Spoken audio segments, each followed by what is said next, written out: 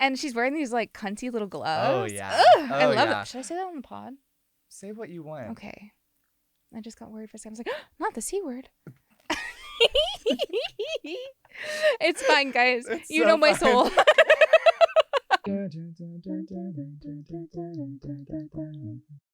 So this episode starts with Jughead at Pop's. Yeah, as everything does. As everything does, he's sipping on a stiff black coffee with an unnamed waitress that we haven't talked about between us yet. Yeah. But I just really liked that she was just a waitress at Pop's. Yeah, because normally it's like everybody is named. Everybody. Yeah. And like season 1 is really good about having no named characters, which take it and leave it. Yeah. You know what I mean? Yeah. But take it or leave it, I guess. Take me, baby, or leave me. Okay. So he's talking about the Twilight Drive-in that he works at, that is closing, and he's also talking about the fact that like him and Betty now know about the whole Miss Grundy situation. He knows everything. Yeah. Betty just knows that Grundy's car was there. And I'm really impressed because Betty is sleuthing it out. Yeah. Betty is like putting it piece by piece together. She's like, okay, well, they must be involved somehow. Yeah, because she's just knowing off of like vibes. Yeah. And I feel like she's really concerned. Like like she gets really like in her feels about it. She really is. Which is valid. People are trying to talk to her and she's staring at that milkshake. She's staring daggers into that milkshake. Which, different milkshake than it was in the second episode, because second episode it was a vanilla, and now all of a sudden she's drinking a strawberry milkshake. Which I feel like makes more sense for her. In some ways. But then I was going to say, is Archie vanilla? Yes. Because I feel like actually he's more cookies and cream. I feel like he would like I feel like he would like that. Or like chocolate chip cookie dough. Because I feel like Veronica is like chocolate. Mm-hmm. Maybe Jughead is vanilla? Because my initial thought was like Archie's strawberry because ginger. Mm-hmm. But Betty's strawberry because pink. Yeah. You know? Yeah. So then what is Jughead? I feel like Jughead likes malts. Ooh, Jughead likes like Dr. Pepper floats. Ooh, like I don't like floats. Soda and ice cream together, not the vibe for me. Sorry, guys. Jughead. You and Jughead. Me and nobody in this show, because everybody loves dairy. Like just in general. Just in general. River dairy, more like it. They're gabbing, they're chatting. Who should walk in from their cello recital? Oh, yeah. But the most interesting trio yet. We have Fred, Grundy, Archie. Because Fred's too nice of a guy and invited Grundy out to dinner. Pops. Yeah, which is wild. That these three are together in public. It was already bad enough. Fred and Grundy like having a solo conversation at the Taste of Riverdale event with Archie watching from the rafters.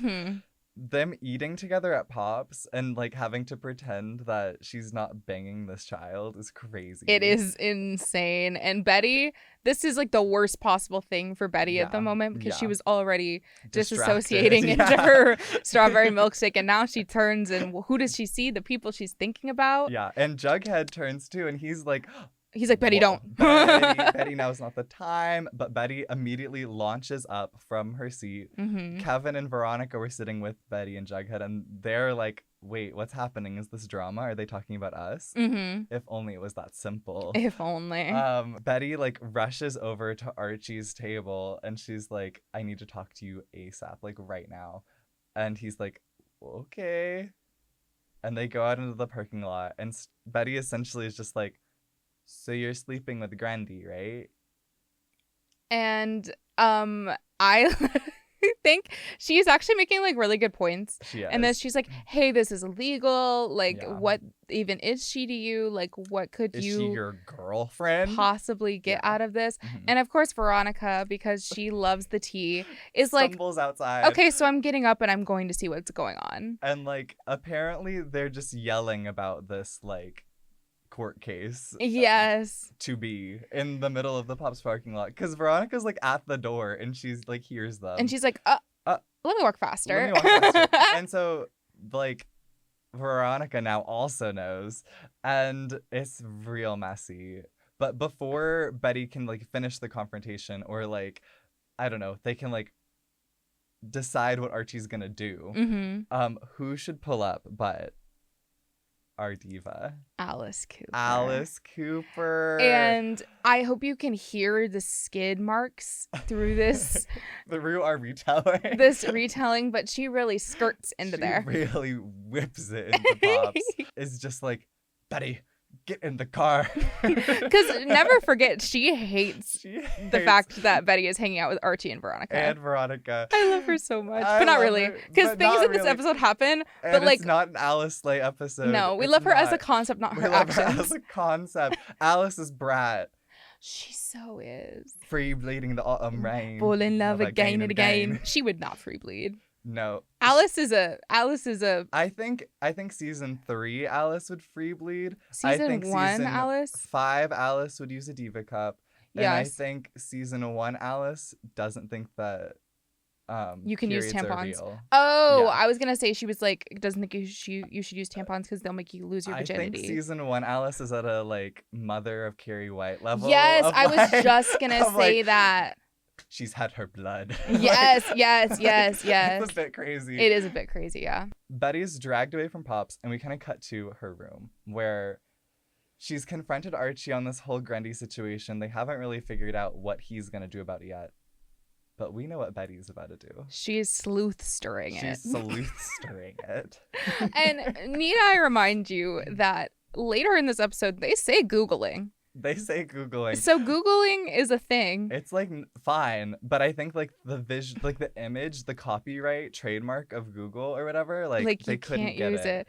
So, and this will become like a thing in Riverdale. Is they just have like slightly different puns, wording of actual like brands, trademarked brands that they can't talk about. And it's really funny for a moment, and then it gets really annoying, and then it's funny again. Yeah, a lot like Riverdale. It starts, and then it goes crazy for a second, and then it gets to a point where it's so crazy that we're in it. Yeah, Betty's sleuth-stirring Geraldine Grundy, and really like I think she debriefs this later, but spoiler alert: there's no search results. Yeah, she really can't find a trace of any Geraldine Grundy before she started working at Riverdale High, which is nefarious to say the least. Yes. But before we get to all of her search results, we cut back to Pops, if I remember correctly. Yes, we cut back to Pops, and while we don't know where Veronica and Archie went after this, we know where Cheryl went. Oh, trust.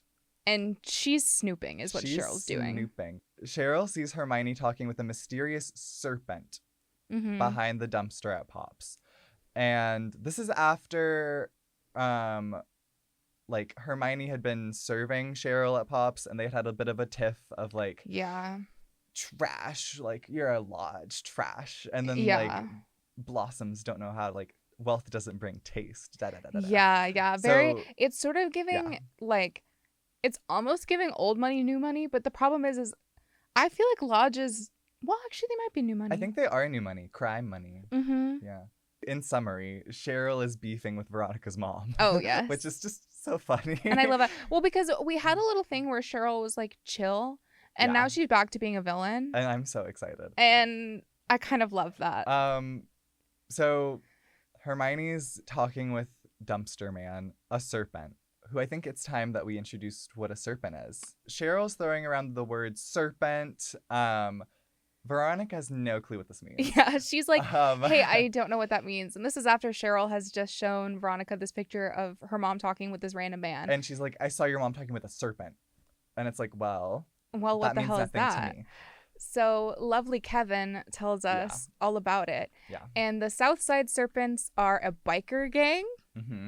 And they're petty criminals. Yeah. They do crimes. Now, keep in mind the word petty criminals, because this will this definition of the Serpents will change. It will get in flux. Heavy on the flux. But they are super iconic and a mainstay. Oh yeah. And if you've seen any merch from the show Riverdale, the South Side Serpents. They make an appearance. They do. But this is our first gang in Riverdale. Yes, not our last. Never our last. Never. Never. So now that Veronica has a better idea of like what a serpent is, she knows what to confront her mother about. And so she does just that. She comes back from school that day and she's like, Mother, what were you doing with a dirty serpent? Mm-hmm. And Hermione's like, girl, I've just had a long shift at Pops. Mm-hmm. I'm propped up. Don't worry about it. She's like, it's nothing. We were just talking. He made a lewd comment and like, yeah. I put him in his place. That's it. Yeah. And she also is like, Veronica, Cheryl's a bigot. Like, I went to school with some of these people. Don't forget, Hermione grew up in Riverdale. So she went to school with some people. Now they're serpents. That's nothing she can help. So, like, she knows people around town. Mm-hmm. And I don't know. I feel like it's a pretty good excuse as to why she'd be talking with a random man. It is a pretty good excuse. Yeah. From here, we get sort of Jughead's story in this episode. We're circling which is back. About the drive-in. The Twilight Drive-in. And he goes to Mayor McCoy's office and is like, hey, bestie, you're the mayor. So can you fix this? Because I'd rather it not, my place of work, get torn down. And sold to an anonymous buyer. Mm-hmm. And she's like, it's a lot of money. The Andrews construction is going to tear it down. I don't know what to tell you. It's a lot of money for the town. It's new jobs. It's big. Jughead's attempt to like talk with Mayor McCoy about it all and like get the Twilight Drive-in saved flops. He's off to his next mark. But before we see what happens with Jughead next, we cut, you guessed it, back to Pops. So Veronica and Betty are working together now. They are about to have a little intervention for Archie.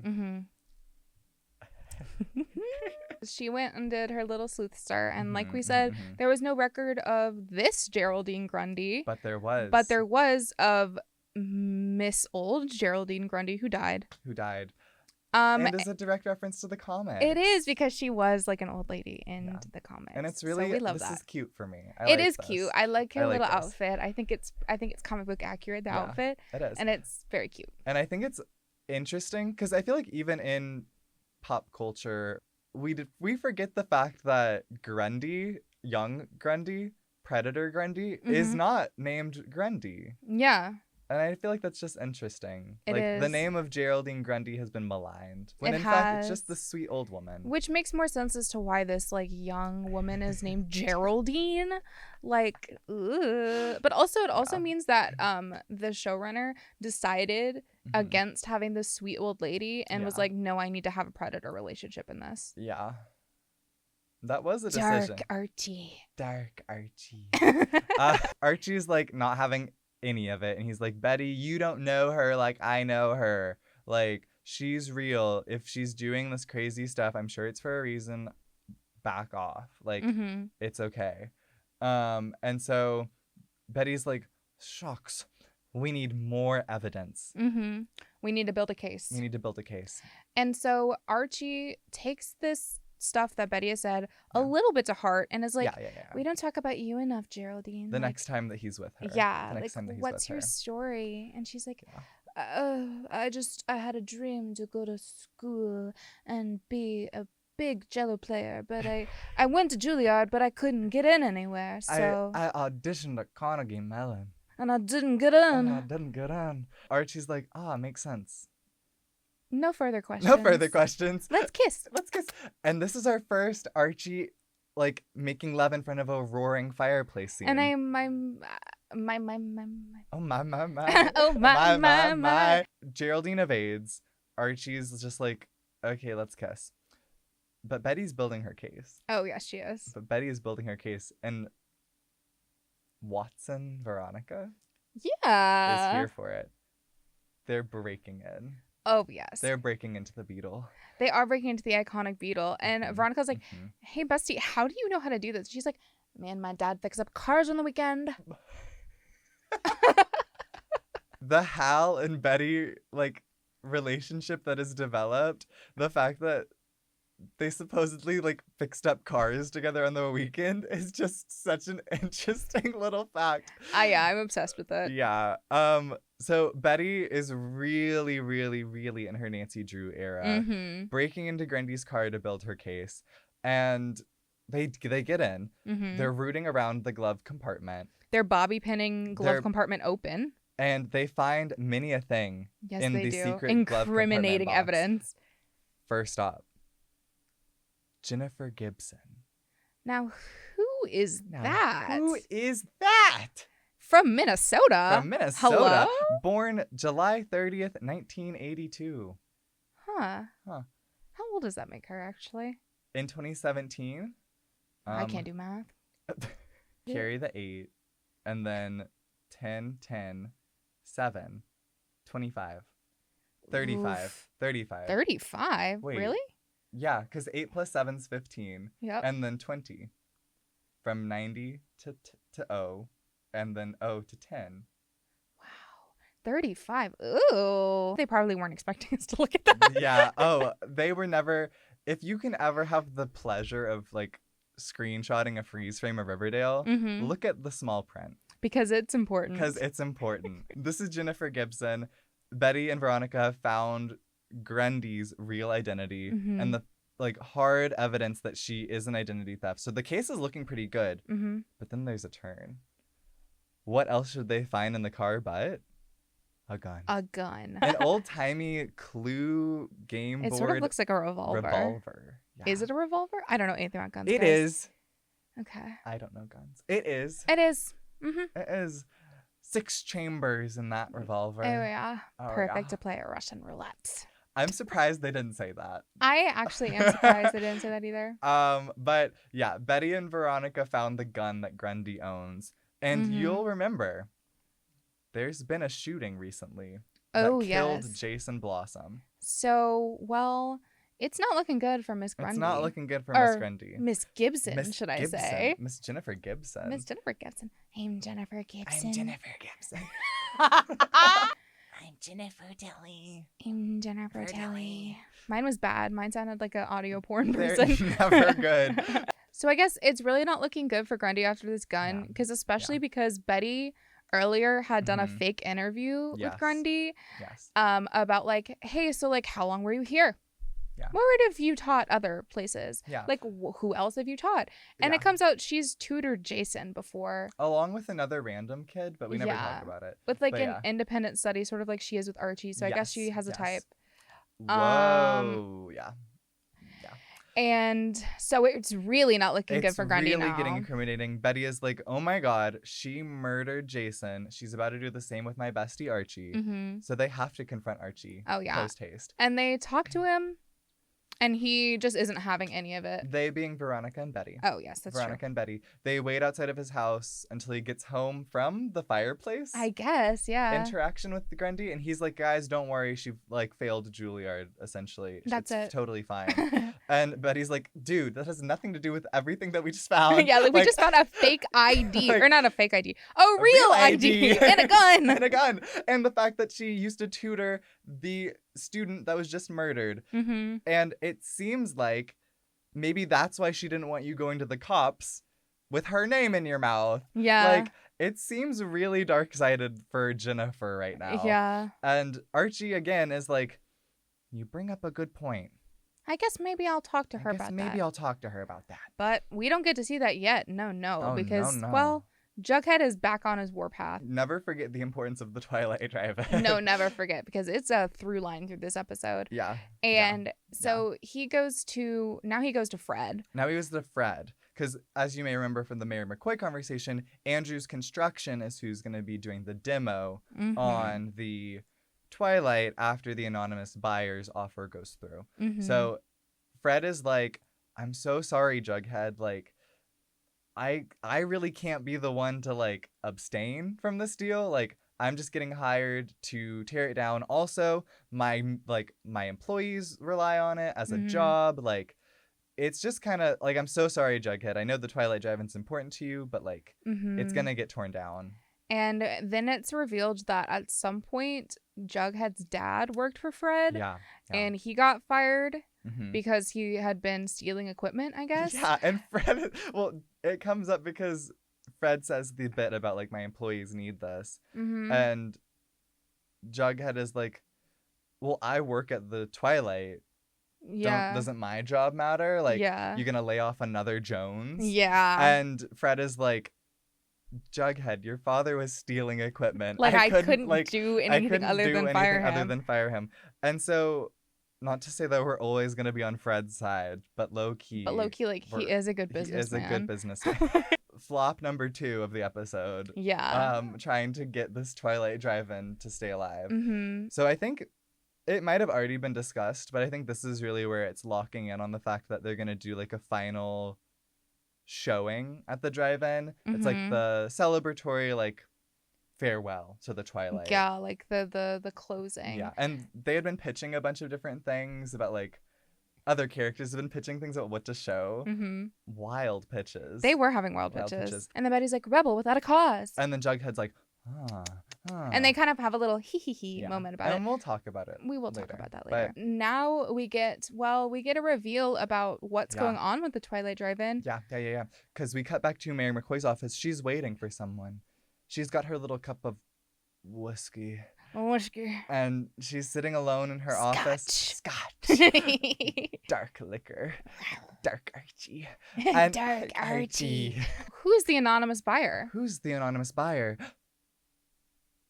Hermione Lodge. Oh my. And she's wearing these, like, cunty little gloves. Oh yeah. I love it. Should I say that on the pod? Say what you want. Okay. I just got worried for a second. I was like, not the C word. It's fine, guys. You know my soul. She's holding a bag of blood money from Hiram, which she got delivered to her at the Pembroke at the end of episode 1. We forgot about I don't think we ever mentioned it. It was like the end of the episode. There was too many things going on. It's coming back now. It's here. It's like a bag full of cash that Hiram sent from prison. And Hermione's like, I'm using the last of our money that Hiram has sent me to buy the Twilight Drive-in lot. And Mayor McCoy is like, beautiful. So Mayor McCoy has been paid off by some of this money as a donation to her re-election campaign to not tell anybody that it was Lodge Industries that bought the drive-in. And Mayor McCoy leaves in the extra note during this exchange with Hermione of like, and the Blossoms can never know about this. Yeah. Okay. And what that means, I don't know. We'll just remember it. Yeah. Archie now knows about the fact that Grundy's name is actually Jennifer Gibson and that she has a gun. And he's like, so hey, honey boo licious. What's up with that? Why do you have a fake name and a gun? Yeah. And she's like, okay, let me level with you, Arch. I've been on the run. I've been on the run from an abusive ex-husband. Yeah. And I was scared he was going to find me. And so I have a gun. And I changed my name and I moved to Riverdale and I met you. And maybe that was all he needed. Girl, that's a child. Yeah. I think this really plants some of the seeds for Archie's hero complex. Yes. Like there is a direct one-to-one for Archie's trauma as to why he's so obsessed with like saving people and like protecting everyone. I have to shelter Grundy as she's escaping Jennifer. As she's escaping this like abusive relationship. She like confided in me and he's a child. But again, Grundy's lies have satiated Archie enough to where he's like, it's fine. I trust her. And that's the deal. Like fake ID, fake identity, gun, explained. You're so good, Jennifer. Oh, yeah. But he's still calling her Geraldine, which is really funny. It is funny. And honestly, I have too. In my notes, I have not once referred to her as Jennifer Gibson. I don't think we shall, but she's just Grundy in our hearts. And then we get our first look into the Keller household. And what a house it is. This is Sheriff Keller looking at his murder wall. Yeah. He's got like the red yarn up, like spooled up in the corner. He's got all of the things. It's awesome. I love it. And this is a scene where Kevin is kind of coming into his dad's office to ask for the family car, the truck, I believe. Truck. To go to the farewell screening of the drive-in. Kevin's like, hey, Dad, can I borrow it? And Sheriff Keller is like, you got a hot date tonight, son? And he's like, no, I'm just going with Veronica. And Sheriff Keller is like, okay, well, no illicit gay hookups if you're using the truck. In one of our previous episodes, we talked about like Sheriff Keller's relationship with Kevin was kind of like ambiguous or like unknown, especially in terms of like how he feels about his sexuality. Kevin is entirely out to his father. And he's chill. Sheriff Keller's really supportive. Too chill. A little too chill. Like, it's kind of giving like, son, why aren't you with more men? Yeah. And that's, hey, I guess. Spread your seed. Spread your seed, my gay son. Yeah, that's kind of how it feels. Weird. I love my gay son. Oh, yeah. And then we have a couple little stops. Alice and Hal tell Fred to keep Archie away from Betty. Yeah. I, like, okay. Fred is basically like, no. Fred's like, okay, Fred's like, my son is I don't chill, y'all are whack. know what to leave. say. Yeah. And then Fred and Hermione are going to go to the drive-in together. And it's a little date. It is like a little date, but they're like, we're just friends. Ooh. Yeah. And I hate to say, but Hermione has ulterior motives. The date is a front. The date is because she doesn't want to seem suspicious attending the drive-in alone. As the anonymous buyer, she doesn't want anyone finding her out. And she doesn't want to be a lonely crone. Yeah. And she says that to Smithers, and he's like, you're not a lonely crone. And she goes, I know, it was a joke. Like, okay. Not the Smithers disrespect. Not the Smithers disrespect. We very infamously loves. Not infamously. No, it's infamous how our love for Smithers is. we infamously love Smithers. Those are, I believe, all of our stops leading up to the farewell screening. We've got one more at the Cooper household. At the Cooper household. Oh, my. Alice is putting away Betty's laundry. Digging through her little drawers. Yeah. And her drawers. Yeah. And she finds the gun. Which, Betty took the gun? Holy shit. If I was Grundy, I'd be like, where'd my gun go? So that's crazy. So the gun is in Betty's underwear drawer. Or it's like, you know how guns are always like in like scarves or some shit? Yeah, it's like wrapped in like a pashmina. Like, what's a pashmina? I don't know. The gun is hidden in Betty's like drawer very poorly. Yeah. So Alice immediately finds it. She immediately starts rooting through Betty's journal. And she also knows exactly where this is. Oh, she knows exactly where it is. And Betty knows this. And we'll continue writing journals for the rest of the show. It's so annoying. But Alice loves to dig through Betty's journal. And so apparently Betty journaled about all of her sleuthing against Grundy and against like Archie having a relationship with Grundy.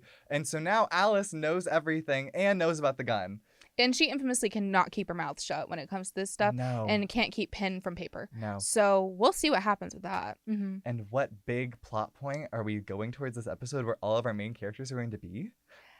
The Twilight Drive-in. For the farewell screening of Rebel Without a Cause. Oh, yes. I feel like some people's interpretation of Rebel Without a Cause is like, there was nothing wrong in their society. Why were they upset? All these teenagers were acting out in the 50s, but there was nothing wrong. Like, they're literal rebels without a cause. Oh. And I feel like that's so dumb. Because in the movie, it is very just like, they're not like political activists per se, or like, there's just a sense of ennui that guides them towards their like rebelling. And that's kind of like all that happens explicitly in the film. But on a deeper level, there were bad things happening in the 50s. Yeah. Hot take. There was a lot to rebel against in the 50s. Yeah. And I think that there is bits and pieces of that in the film. And so I think they are rebels with causes to a degree. But on a deeper level. In the film, there's a whole section where they're at a planetarium and they're like, the stars, universe, existentialism. Ooh, you are nothing. So I think they're rebelling against their knowledge and their burgeoning like understanding of the universe. I see. And the fact that all of the adults in their lives are telling them to do very prescriptive things. But they're like, it but doesn't they're matter. like, nothing matters in the universe. And so they're rebels without a cause because it's existential and there's no meaning. But maybe I'm off my rocker. No, I like this. And also maybe this is not a hot take. Maybe this is how everyone else sees it. I wouldn't know. I've never seen this movie. James Dean is hot. Yeah, and I honestly, I couldn't pick him out of a lineup. I'm sorry, everybody. I see him on my screen right now, and that's it. That's so valid. And I'm sorry, guys. That's so valid. Everyone go watch Rebel Without a Cause. Yes, maybe I will. Yes. Keep going. Keep going. So Kev and Ronnie are on their little date. Yeah. And Cheryl busts right in. Yeah. She's like, excuse me. Let me sit here. Yeah. Cheryl is in her feels because she's like, Jason used to love coming to the drive-in. And Veronica and Kevin just kind of are like, okay. Which is really kind of funny. I think it's funny as well. But as they're kind of sitting here in the bed of Kevin's truck, there's some ruckus behind them. Yeah, and the serpents, there's a big group of serpents, and they're being loud as shit. And this is our first look at like a group of serpents. Yeah. Leather clad, loud beer bottles, lawn chairs. Ooh, ruckus. Kevin is the first one to engage with them. He's like, shh. He literally like turns around and goes, shh. And like he kind of locks eyes with one of them, one of the younger serpents. It's charged, and nothing happens. So then Veronica stands up. If this ever happened in real life, I think I would vomit. I would as well. Out of embarrassment and like anger. Yeah, like, rage. Rage. She stands up and she goes, you know what happens to a snake when a Louis Vuitton heel steps on it? Keep talking and you'll find out. And then literally everyone at the drive-in claps for her and she curtsies. There's a throwaway shot where some man like an extra leans out of his car window and gives a thumbs up to her. It's crazy. It's so crazy. The town of Riverdale hates the serpents. And it works. And they are quiet. Yeah, so I don't really know. And also, Veronica just learned that these are like these people exist. Yeah. So I don't really know what her vibe is. Like what's your damage, Ronnie?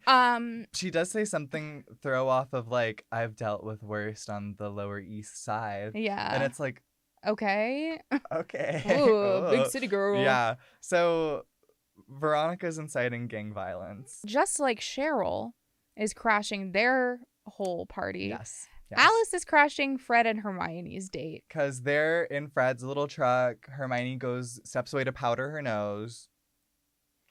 Fred's sitting alone when, jump scare alert, Alice. And it is sort of a jump scare. In her face. Like she's like, you gotta come with me right now. You gotta come with me right now. It's about the kids. Oh. So what's about the kids? We'll find out We'll find out. So she pulls Fred away, and Kevin has left the truck. He's left Ronnie and Cheryl alone, and he's getting some concessions. He's kind of bummed because, as his dad said, he's not spreading his seed. He's not, and he looks over in the car and sees Moose making out with some random girl, and he's like, oh, man. Yeah, so he is ordering hot dogs. They don't have an extra dog for him. He turns around, and a serpent. Whoa. Ooh. A serpent. This is the serpent that he made little charged eye contact with.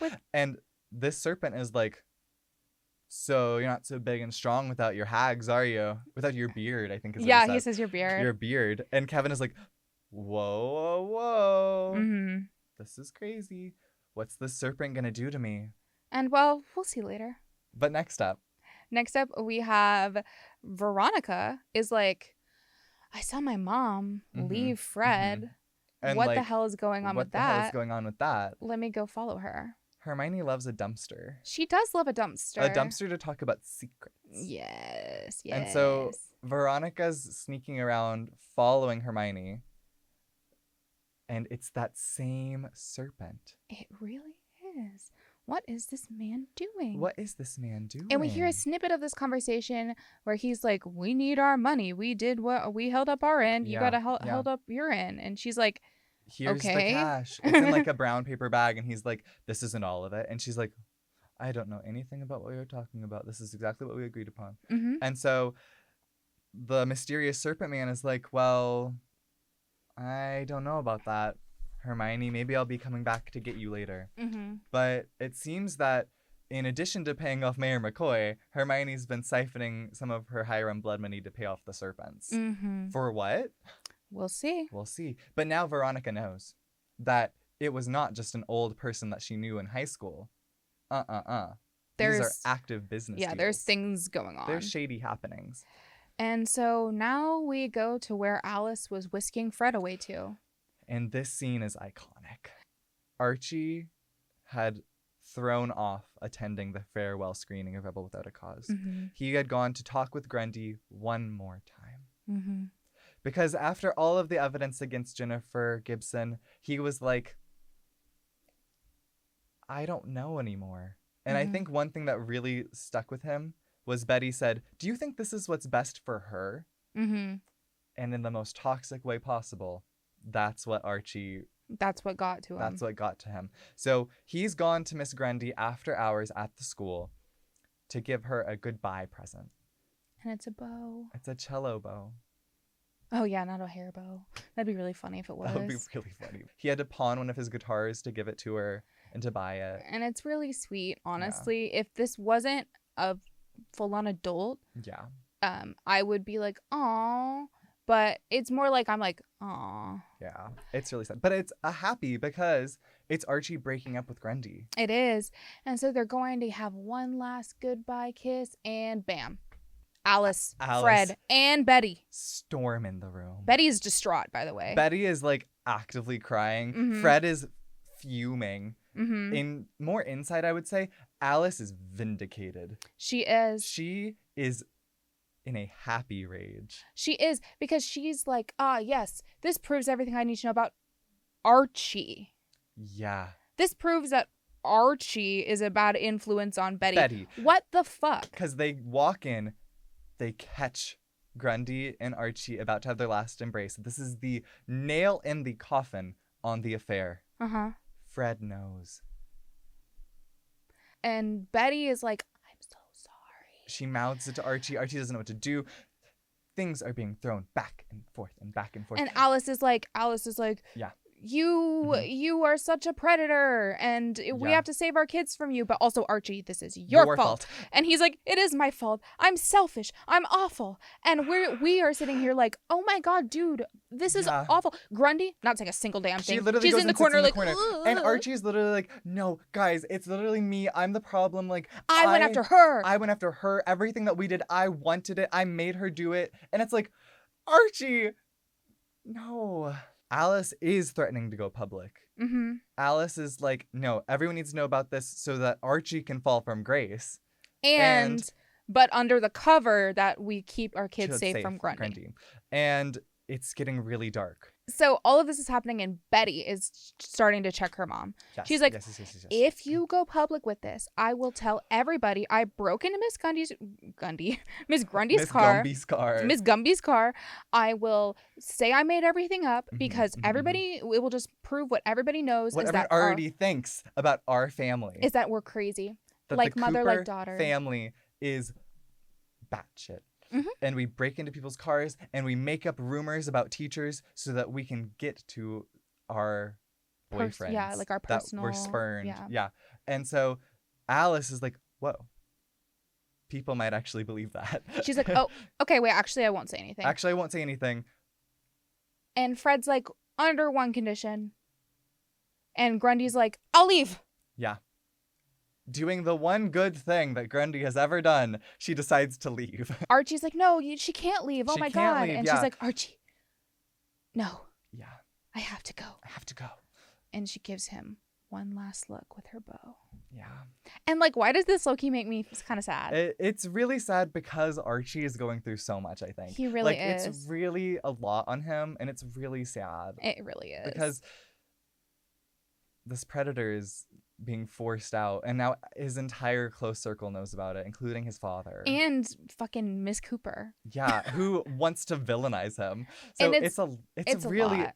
It's an emotional scene. It is so emotional. And then what do? Hard cut to Kevin and Joaquin making out. We learn his name now. It's Joaquin. They're furiously making out. Kevin's like, oh my God, put your number in my phone. Oh my God. Call me. Call me. We knew that Joaquin was a serpent. But he's deep.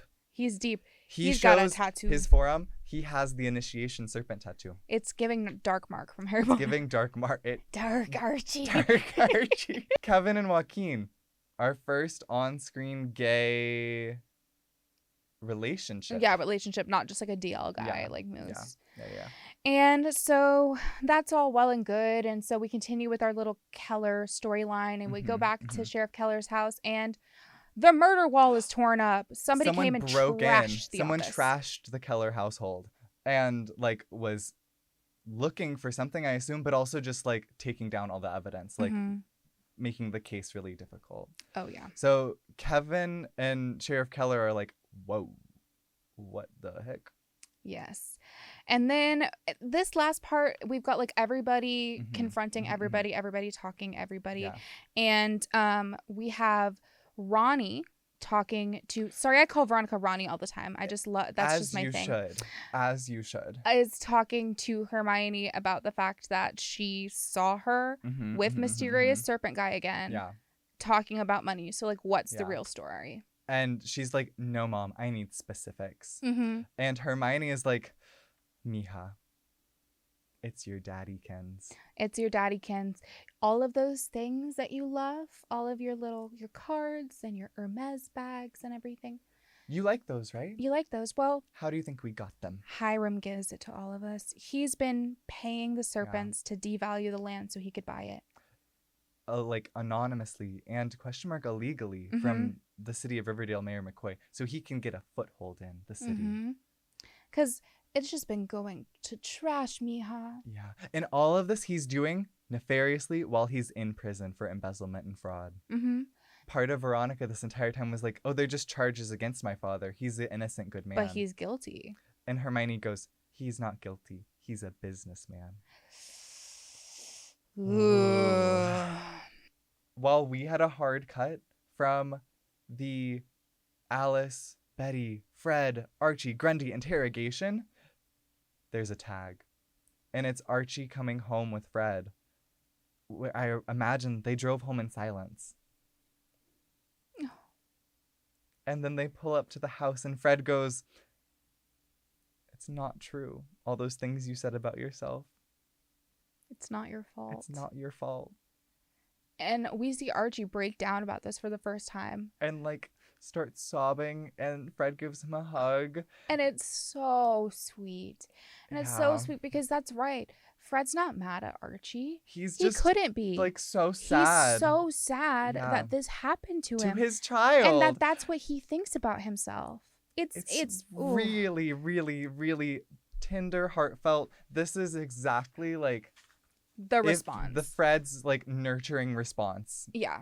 Totally in line with his character. It really is. And then we have another parent duo with Betty and Alice. Yeah. And Alice is like, no more secrets between us.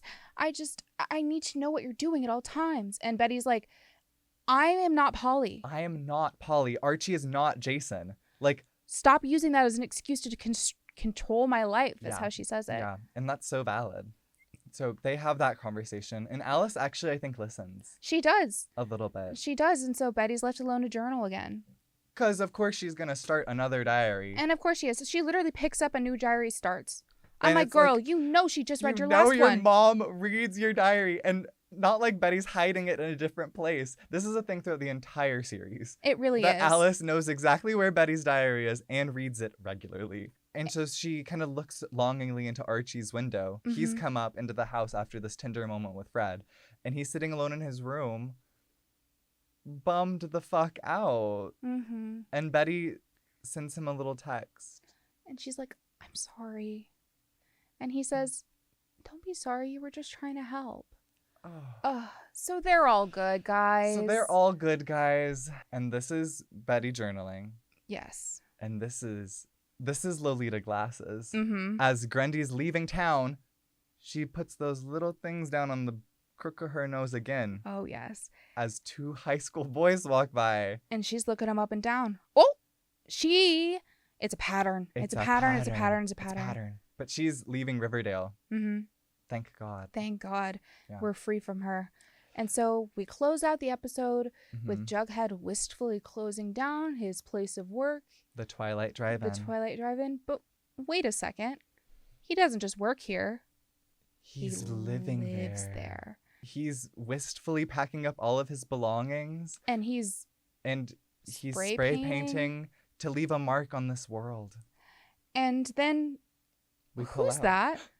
A serpent. A serpent? That mysterious serpent, in fact, that's been talking with Hermione this whole episode. And Jughead says, listen, Dad, I'll find a place to live. And it's Skeet Ulrich. Ah! But yeah, that's the end of this episode. So I believe. Here's our timeline. So we've got Archie, the conclusion of the Grundy. We've got Veronica. They didn't have a lot of play this episode, but Betty had a lot. Betty did. Her sleuthster. Jughead had a lot of play. A little bit of Cheryl, not a ton. Kevin actually had some stuff going on with Joaquin. Yeah, finally Alice had things. Alice doing her big one. Yeah, she did. Then Hermione actually had a lot this episode, which I kind of like. Keller had some. Keller, the introduction of Jughead's dad and Grundy leaving town. Perfect. Very exciting. Yay! So, yeah. I think that's it. That's it. Okay. Bye. Bam. Bam. Shablam.